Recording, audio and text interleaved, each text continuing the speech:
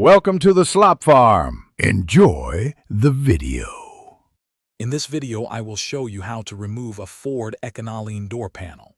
First, let's prepare by gathering our tools. You'll need a Phillips head screwdriver, a flathead screwdriver, a panel removal tool, and possibly a T20 or T25 Torx bit. For safety, always disconnect your vehicle's negative battery cable before starting any electrical work. Ensure you have good lighting and a clear workspace to make the process smooth and efficient. Now let's start by detaching the trim. Begin with the triangular plastic cover over the mirror assembly. It usually pries straight out. Next, gently pry up the plastic cover around the door handle.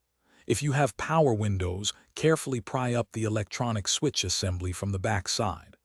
Once these are off, you'll reveal several screws, typically Phillips head or Torx T20, that need to be removed.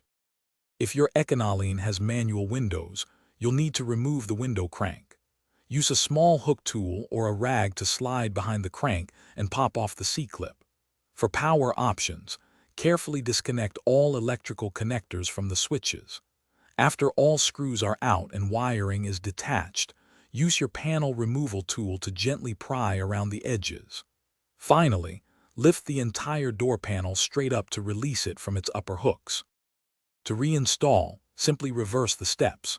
First, reconnect all electrical wiring harnesses for your windows, locks, and mirrors. Carefully align the door panel with the door frame, ensuring the clips and hooks engage correctly.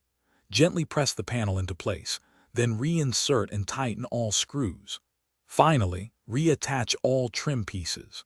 Once everything is back together, reconnect your battery and test all door functions to confirm they work perfectly. Thanks for watching. Consider subscribing if we helped you today.